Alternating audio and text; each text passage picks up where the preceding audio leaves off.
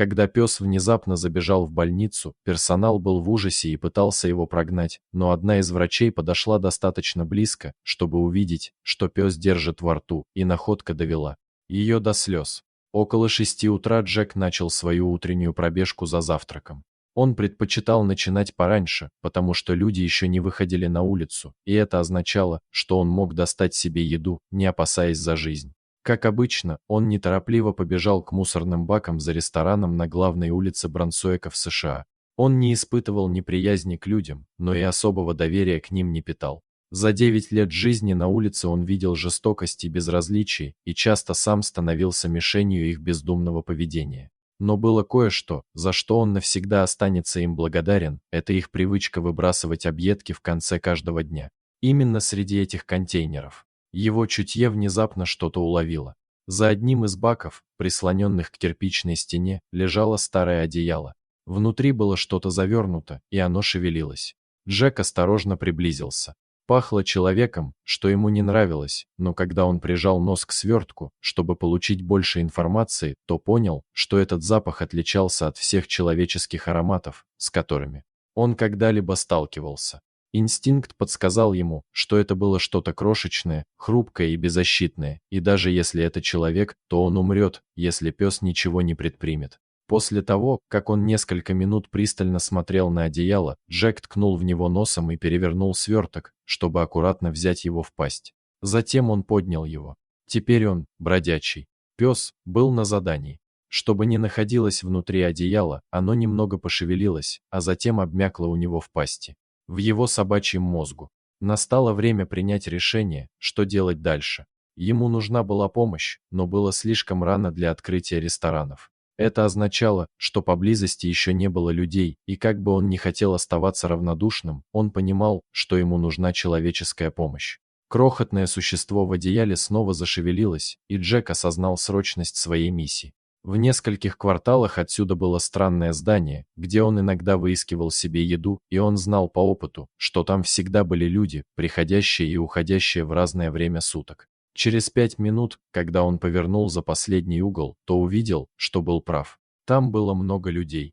Некоторые ходили по парковке, а другие спешили через автоматические двери. Слева приближался большой фургон. Из него доносился пронзительный вой сирены, а красные огни мигали. Джек сразу направился к автоматическим дверям. В больнице как раз менялись смены. Пациента из скорой помощи возили в один из реанимационных залов, а медсестра за стойкой регистрации вызывала дежурного врача по громкой связи. Именно тогда она и заметила собаку. Это сразу же ее разозлило.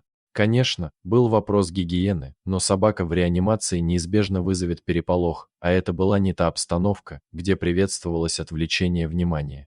Поэтому женщина вышла из-за стойки и сразу принялась прогонять собаку.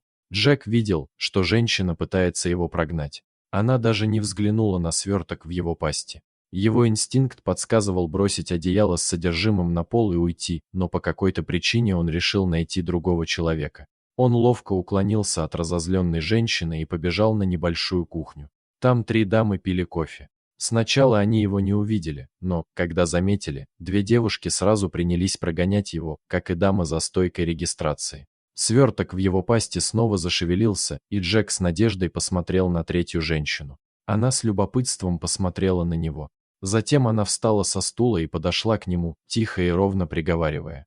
Джеку она сразу понравилась. Она была не как остальные, поэтому он позволил ей подойти ближе. Когда пес был уверен, что привлек все ее внимание, он осторожно положил сверток на пол и отступил на шаг назад. Анжелина работала в больнице почти 10 лет, и это был первый такой случай, когда она сталкивалась с подобным.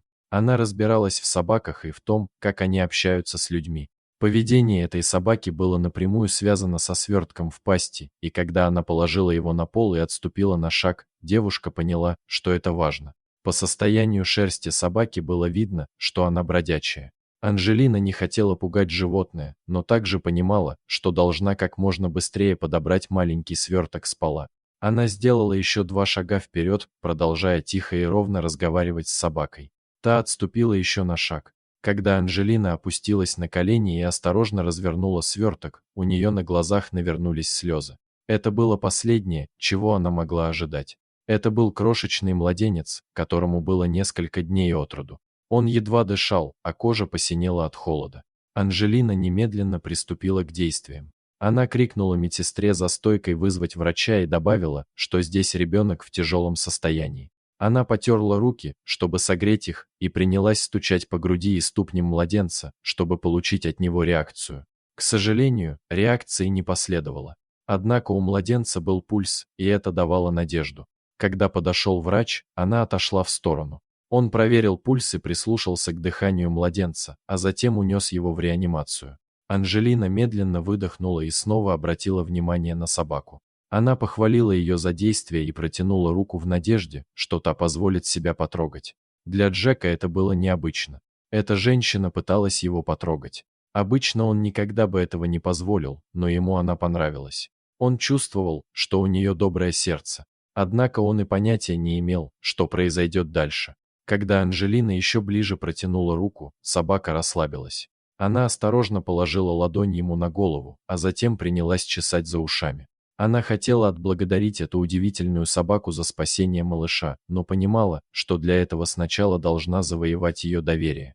Джек уже решил, что эта женщина станет его подругой. Она почесывала его именно там, где ему нравилось, а когда она повернулась, чтобы снять куртку с вешалки, он последовал за ней. Анжелина улыбнулась, когда собака села и наблюдала, как она одевает куртку. Затем, еще раз почесав за ушами, она повернулась и направилась к двери. «Пойдешь со мной?» Джек понял и последовал за ней. 3 месяца спустя многое изменилось для бродячей собаки, младенца, которого она спасла, и самой Анжелины. Во-первых, девушка забрала Джека домой, и теперь он постоянно жил с ней. Это был его первый настоящий дом, и он прекрасно приспособился. Но хорошие новости на этом не закончились. Джек едва мог поверить своим глазам, когда однажды вечером его новая хозяйка вернулась домой с маленьким свертком на руках. Он сразу узнал этот запах и запрыгал от восторга. Младенец на ее руках был тем самым, которого Джек нашел завернутым в старое одеяло. Анжелина села с ребенком на руках, а собака у ее ног. 3 месяца назад ее жизнь была одинокой, а теперь, благодаря смелым и мудрым действиям этой замечательной бродячей собаки, у нее была семья, которую она будет любить вечно. Вот такой счастливый финал. Вы бы подошли к собаке, как Анжелина, или попытались бы прогнать ее из больницы? Расскажите нам в комментариях. Дорогие зрители, если вам понравилось это видео, то ставьте лайк и подписывайтесь на наш канал. До свидания.